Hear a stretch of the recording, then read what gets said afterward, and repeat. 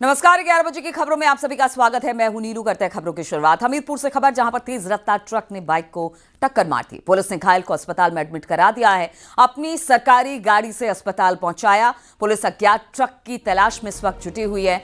जलालपुर थाना क्षेत्र के कदौरा जलालपुर मार्ग का यह मामला बताया जा रहा है। तो ये तस्वीरें हम आपको दिखा रहे हैं। पुलिस ने अपनी ही सरकारी गाड़ी से इनको, जिस व्यक्ति का एक्सीडेंट हुआ उसे अपनी गाड़ी से लेकर अस्पताल पहुंची। फिलहाल उस ट्रक की तलाश की जा रही है जिसने इस व्यक्ति को टक्कर मारा।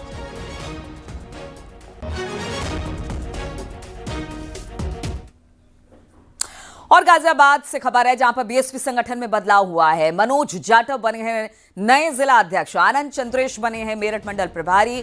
बीएसपी हाईकमान ने जारी किया है आदेश। तो ये बड़ी खबर आ रही है। अभी उत्तर प्रदेश चुनाव में थोड़ा वक्त है, लेकिन आप देखिए कि अब बीएसपी ने कमर कस ली है। लगातार रैलियां भी जिस तरह से हमने देखी, किस तरह से मायावती की रैली लखनऊ में हुई, और उसके बाद अब गाजियाबाद में भी बड़ा बदलाव किया गया है संगठन में। बीएसपी संगठन में बदलाव, जिसमें मनोज जाटव को नया जिला अध्यक्ष और आनंद चंद्रेश को मेरठ मंडल प्रभारी बनाया गया है। बीएसपी हाईकमान ने यह आदेश जारी किया है, जिसके बाद इस बात का ऐलान कर दिया गया है।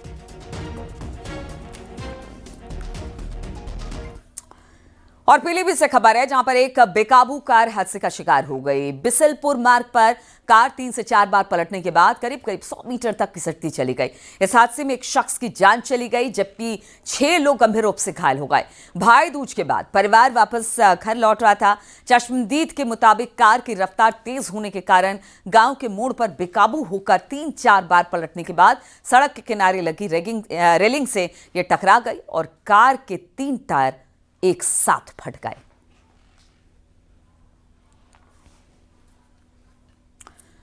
बलिया में लक्ष्मी पूजा के बाद मूर्ति विसर्जन के दौरान डीजे की चपेट में आने से नगर एसएचओ घायल हो गए। उन्हें वाराणसी रेफर किया गया। नगरा एसएचओ के घायल होने पर विसर्जन जुलूस में भगदड़ मच गई। चश्मदीद के मुताबिक डीजे की ऊंचाई ज्यादा थी, जिसकी चपेट में आने से नगरा इंस्पेक्टर अजय तिवारी घायल हो गए, जिनके कंधे और गर्दन में गंभीर चोटें आई हैं।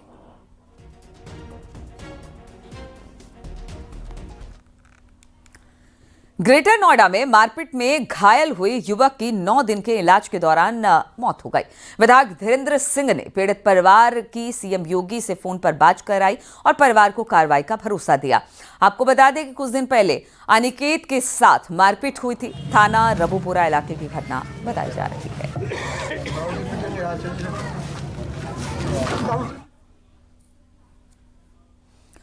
केंद्रीय वित्त मंत्री निर्मला सीतारमण आज गाजियाबाद के दौरे पर आएंगी। गाजियाबाद में निर्मला सीतारमण नवनिर्मित सीजीएसटी के भवन का उद्घाटन करने वाली हैं। अब से कुछ देर के बाद वो गाजियाबाद पहुंचने वाली हैं। आपको बता दें कि नेहरू नगर के में ये सीजीएसटी का नया भवन बनकर तैयार हुआ है, जिसके उद्घाटन के लिए आज निर्मला सीतारमण, जो वित्त मंत्री हैं, वो पहुंच रही हैं।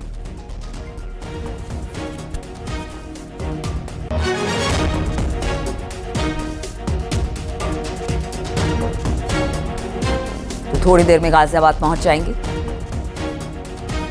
गाजियाबाद के कमला नेहरू नगर में ये नया एक बिल्डिंग बनाई गई है, सीजीएसटी बिल्डिंग है, जो कि इसका आज उद्घाटन करने के लिए यहाँ पर वो आ रही है। इनॉग्रेशन का प्रोग्राम है, जिसके चलते आज देश की जो फाइनेंस मिनिस्टर है निर्मला सीतारमण, वो आएंगी। तकरीबन 11 बजे का उनका समय है। एहतियात के तौर पर यहाँ सिक्योरिटी आप देख सकते हैं किस तरीके से की गई है। साथ ही पुलिस बल की तैनाती यहाँ की गई है और यहाँ देख सकते हैं मेटल डिटेक्टर यहाँ लगाया गया है। जो भी अंदर जाने वाले लोग हैं, उनकी सघन तलाशी के बाद ही उन्हें अंदर जाने दिया जा रहा है।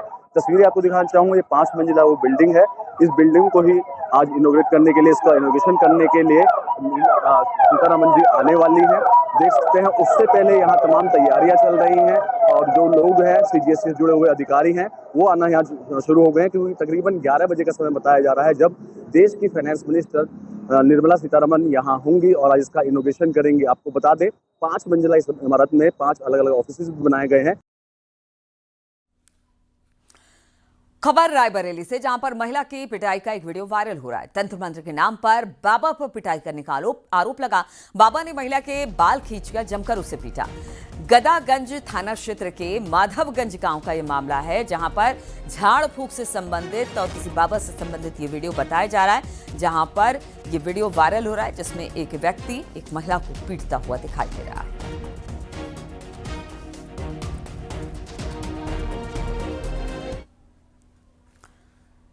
मुरादाबाद में एक मदरसे पर 8वीं क्लास की छात्रा से वर्जिनिटी सर्टिफिकेट मांगने का आरोप लगा।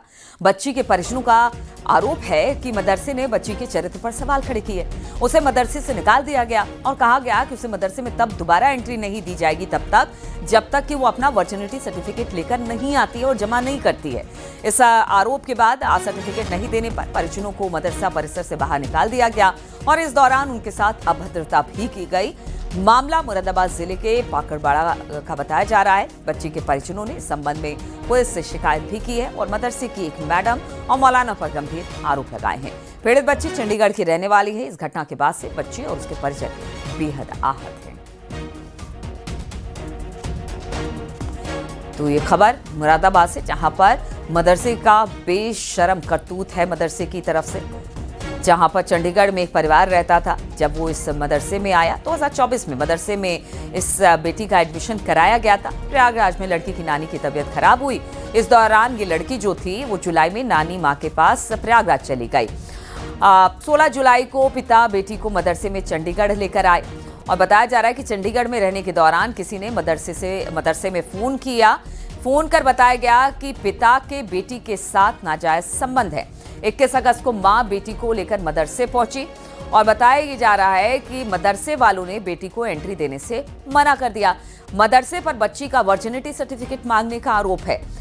टीसी के लिए फॉर्म पर भी नाजायज रिश्तों के बारे में लिखवाया। अब तक मदरसे की ओर से जारी कोई भी टीसी नहीं किया गया है। मुरादाबाद के मदरसे में बेटी का एडमिशन कराया गया था और उसी के बाद ये पूरा प्रकरण सामने आ रहा है। हालांकि अब बता रहे हैं कि ये पूरा मामला पुलिस के पास है और पुलिस उचित कार्रवाई की बात कह रही है।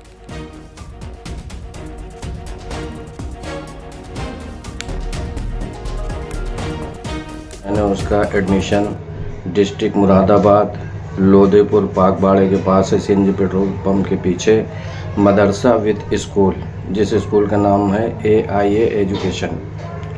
मैं अपनी बेटी को मदरसे में वहाँ पढ़ती है और मैं जो है मेरी वाइफ की जो है उनकी अम्मी की तबीयत ख़राब हो गई थी ज़्यादा, तो वो अपने मायके यानी इलाहाबाद शहर अपने माँ से मिलने गई थी, देखने गई थी।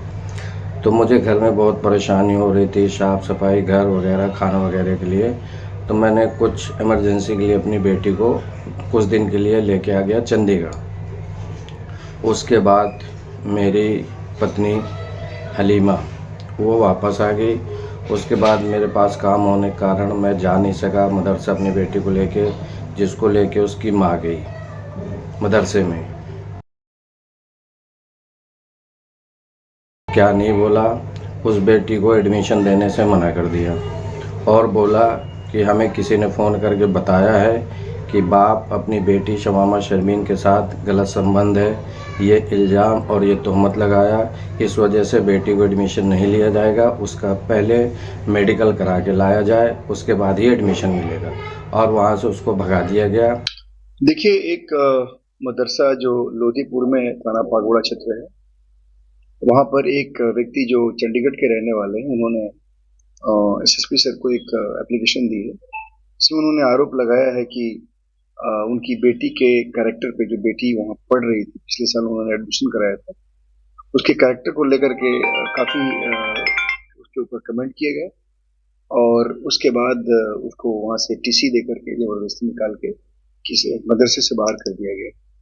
इसमें हम लोगों ने उसकी भी जांच कर रहे हैं। हमारी तरफ से जांच के लिए उस एप्लीकेशन को भेजा गया है और जांचोपरांत जो भी फैक्ट्स इसमें निकल के आएगा उसके हिसाब से इसमें वैधानिक कार्रवाई। और हरदोई से खबर, जहां पर सेल्समैन के साथ लूटपाट की घटना को अंजाम देते हुए बदमाशों की पुलिस से मुठभेड़ हो गई। एनकाउंटर में 2 बदमाशों के पैर में गोली लगी। मुठभेड़ में घायल बदमाश मेवाराम और अभिषेक पर 25-25 हजार रुपए का इनाम था।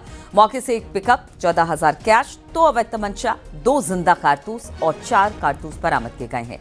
कोतवाली देहात के सीतापुर रोड रंजीतपुरवा के पास की ये मुठभेड़ बताई जा रही है। 23 एवं 24 अक्टूबर की रात्रि में कोतवाली देहात पुलिस द्वारा इटौली पुल पर चेकिंग की जा रही थी। उसी समय एक संदिग्ध डाला आता हुआ दिखाई दिया, जिसको पुलिस द्वारा रुकने का इशारा किया गया, लेकिन डाला चालकों द्वारा डाला नहीं रोका गया एवं उसका पीछा करते हुए पुलिस द्वारा उनको रंजीतपुरवा के पास घेरा गया। जिसमें उनके द्वारा पुलिस पार्टी पर फायरिंग की गई। आत्मरक्षार्थ पुलिस पार्टी द्वारा भी जवाबी फायरिंग की गई, जिसमें 2 व्यक्तियों के पैर में गोली लगी है। शामली में पुलिस एनकाउंटर में 1 लाख का इनामी ढेर कर दिया गया। बदमाश पर लूट, हत्या, डकैती समेत कई ऐसे मामले थे जिसको लेकर वो फरार चल रहा था। बदमाश संजीव जीवा गैंग से जुड़ा हुआ था। मुठभेड़ में एक सिपाही को भी पैर में गोली लगी। छिंछाना थाना के भोगी माजरा गांव के जंगलों में मुठभेड़ हुई।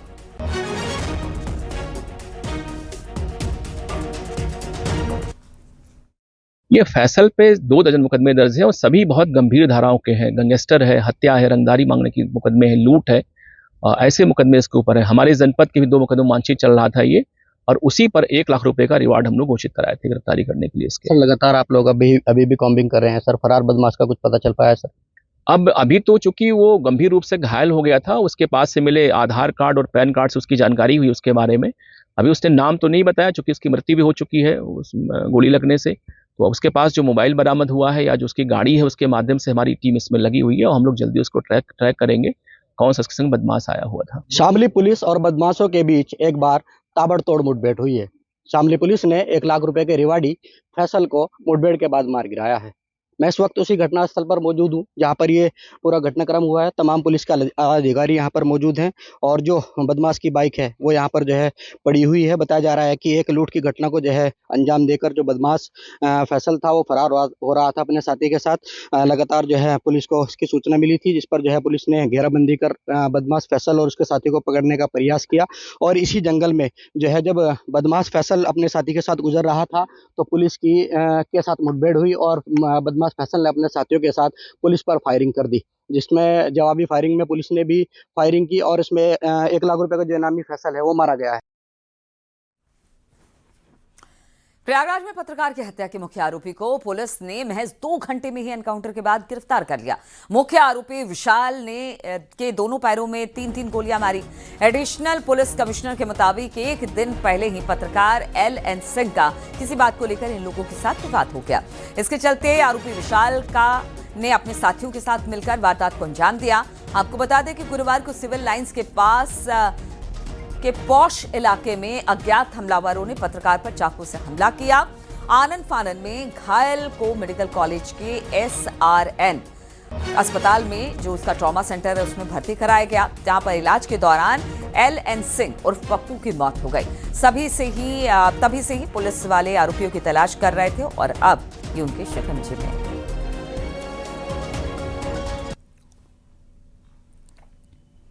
विशाल के द्वारा ये घटना कारित की गई अपने कुछ सहयोगी के साथ में। फिलहाल जो मुख्य आरोपी था विशाल, उसके द्वारा खुलदाबाद क्षेत्र से मछली बाज़ार से ये चाकू खरीदा गया था, जिससे उसके द्वारा मृतक पर धारदार हथियार से उसी चाकू से हमला किया गया था। और फिलहाल दबिश में जो विशाल है आरोपी, उसके पुलिस मुठभेड़ में उसको अरेस्ट किया गया है और मुठभेड़ में उसके 3 गोलियां लगी हैं। कानपुर से खबर, जहां पर पार्क में कहासुनी के बाद आपस में प्रेमी प्रेमिका जो थे वो भिड़ गए। प्रेमी प्रेमिका में कहासुनी से लात घूसों तक जा पहुंची ये बात। पार्क के अंदर प्रेमी प्रेमिका ने जमकर तमाशा किया। लात घूसे चले राहगीरों ने इन दोनों का वीडियो बनाया और फिर वायरल कर दिया। किदवई नगर थाना क्षेत्र के साइड बैंक 1 गीता पार्क का ये मामला बताया जा रहा है।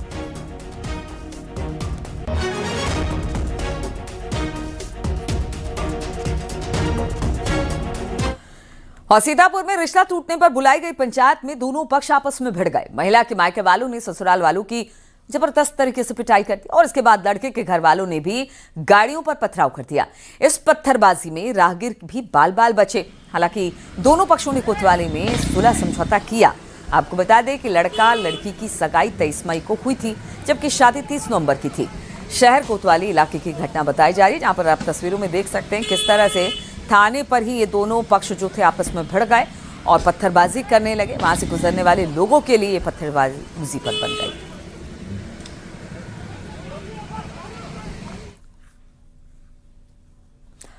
अयोध्या में एक युवक की पिटाई का वीडियो वायरल हो रहा है। सिपाही पर युवक को पीटने का आरोप है। ठेले पर प्रसाद बेच रहे युवक को पीटने का ये वीडियो सामने आया। राम जन्मभूमि निकास द्वार के पास की घटना बताई जा रही है, जहां पर स्थानीय लोगों ने घटना का वीडियो बनाया। श्री राम अस्पताल का बताया जा रहा है ये वीडियो।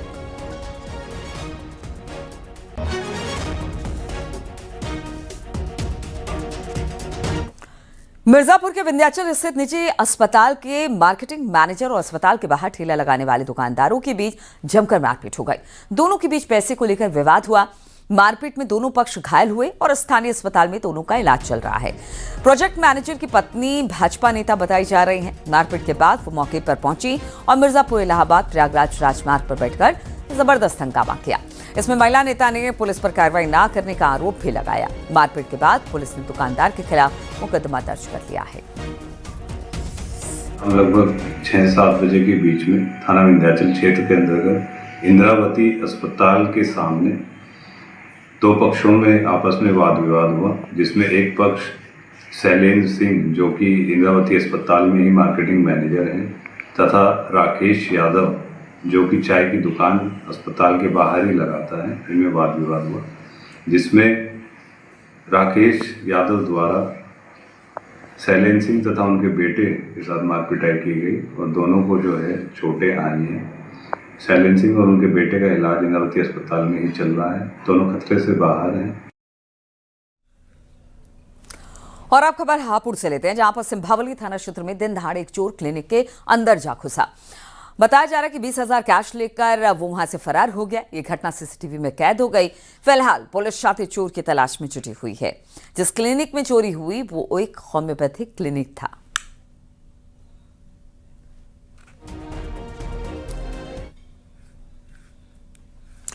और आगरा में लड़के का फायरिंग करता हुआ एक वीडियो वायरल हो रहा है। पुराना बताया जा रहा है ये वायरल वीडियो की जांच के लिए अब पुलिस जुटी हुई है। थाना कंदौली क्षेत्र का रहने वाला युवक है आयुष्मान चौहान उर्फ गोलू नाम के लड़के का ये वीडियो काफी ज्यादा वायरल हो रहा है।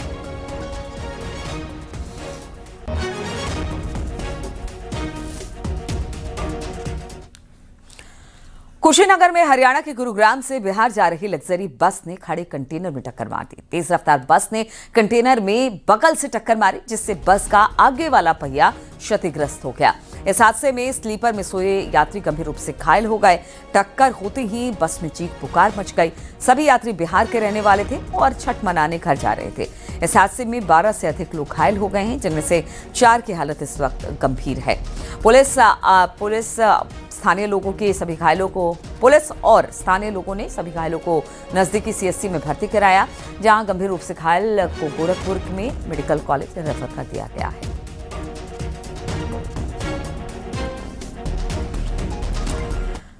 और देखिए, छठ पर्व आने वाला है, उसको लेकर ट्रेनों में भरी का जो भीड़ है वो काफी ज्यादा बढ़ गई है। बिहार झारखंड की ओर जाने वाले ट्रेनों में पिछले कई दिनों से भारी भीड़ देखने को मिल रही है। इन ट्रेनों में पैर रखने की भी जगह नहीं बची है। लोग गेट पर लटक कर टॉयलेट तक सफर करने को मजबूर दिखाई दे रहे हैं। कुछ इमरजेंसी की खिड़कियों से अंदर घुसते दिखाई दिए तो कुछ शौचालय की खिड़कियों से अंदर जाने की कोशिश करते हैं। कानपुर सेंट्रल स्टेशन पर आरपीएफ और जीआरपी के जवान भीड़ को काबू करने के लिए जूझते हुए दिखाई दिए। रेल प्रशासन ने अतिरिक्त विशेष ट्रेनों की व्यवस्था की, लेकिन यात्रियों की परेशानियां कम होने का नाम नहीं ले रही। यात्री जैसे तैसे अपनी जान जोखिम में डालकर अपने अपने घर जा रहे हैं। ये हाल है। आप सोचिए कि लोग तो उसमें दम घुटने से ही मर जाएं, किस तरह से इन ट्रेनों की हालत है। हालांकि बताया जा रहा है कि कई 100 ट्रेनें इस दौरान छठ पूजा को लेकर चलाई गई, लेकिन इस तरह की तस्वीरें जब सामने आती है तो आपको लगता है कि वो ट्रेनें कहाँ हैं और किस तरह से चलाई जा रही है कि यात्री सही तरीके से सफर भी नहीं कर पा रहे हैं। छठ पूजा को लेकर भी ट्रेनों में अच्छा खासा रश देखने को मिल रहा है। जहां एक और दीपावली अभी समाप्ति हुई थी, तो छठ पूजा को लेकर भी ट्रेन में ओवर क्राउड आप देख सकते हैं। जहां तक कैमरे की नजर जा रही है, एक सीट पर किस तरह 5 से 6 लोग बैठ रहे हैं और एक उसमें जहां सिर्फ 6 लोगों की जगह होनी चाहिए, वहां 18 से 20 लोग हैं। एक कोच में 200-200 लोग रहे और इनके लगेज की हालत देखिए, क्योंकि हर व्यक्ति को त्योहार पर अपने घर पहुंचना जरूरी होता है। और ऐसे में कितनी दिक्कतें हो रही हैं सर? बहुत दिक्कत है। कैसे आप लोग बैठ पा रहे इतने लोग एक साथ? बहुत दिक्कत कष्ट से आ रहे हैं सर। कितना दिक्कत? एडजस्ट करके जाना पड़ रहा है सर, क्या कर सकते हैं। त्योहार है, अपने त्योहार ऐसे ही मनाए जाएंगे, एडजस्ट कर करके जा रहे हैं। आप देख सकते हैं कि त्योहार है, घर जाना है। हालांकि रेलवे ने स्पेशल ट्रेन भी लगाई हैं, मगर उन ट्रेन से भी यहाँ उसकी भरपूर्ति नहीं हो पा रही। कुछ लोग वॉशरूम में, कुछ लोग खिड़कियों से निकल के आ रहे हैं, कुछ लोग दरवाजों पर सफर कर रहे हैं और अपनी जिंदगी और जान जोखिम में डालकर यात्रा कर रहे हैं। अब देखना यह होगा कि जिम्मेदार इस पर क्या कार्रवाई करते हैं। आशीष पांडे के साथ अमित गंजू, DZ 18 कानपुर।